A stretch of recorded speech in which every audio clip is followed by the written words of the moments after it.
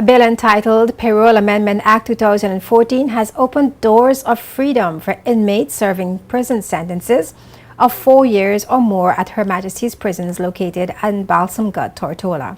The bill was tabled by Minister for Health and Social Development Ronnie Skelton during the 10th sitting of the House of Assembly on September 25th. Minister Skelton says inmates will have to complete a rehabilitation program to be eligible for parole.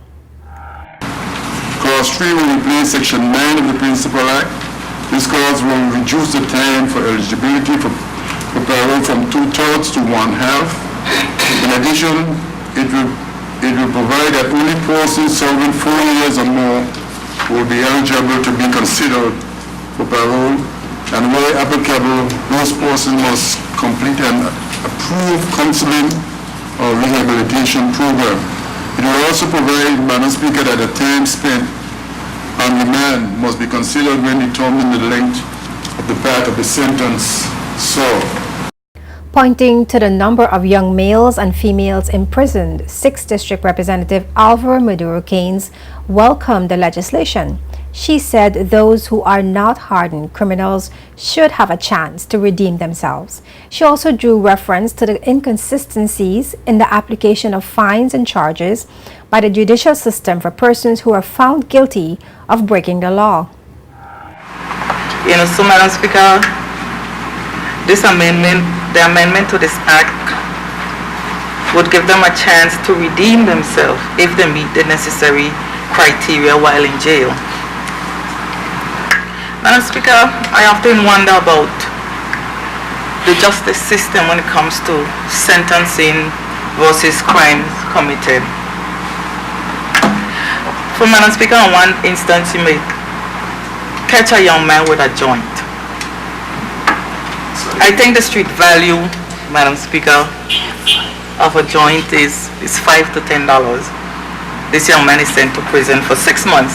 6 months would cost the government about $6,000 to hold this young man for 6 months.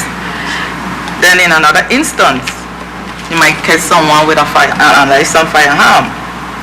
He's charged $5,000 and let go. I'll draw another instance. The young man commit his first crime in stealing. Never had any offense before. Sentenced for 9 years. The 2013 Parole Board report was laid on the table during the 10th sitting of the House of Assembly. At-large Representative Archibald Christian says the report shows that the Parole Board is still waiting to meet with inmates who are eligible for parole, and the changes to the legislation would help to reduce the population at Her Majesty's prisons.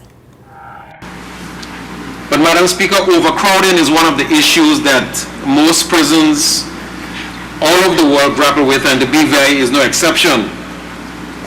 And so I think that this is one area that will help to reduce the overcrowding, and of course it will afford prisoners the opportunity to, as you would say, get their act together and prepare themselves to come back into society.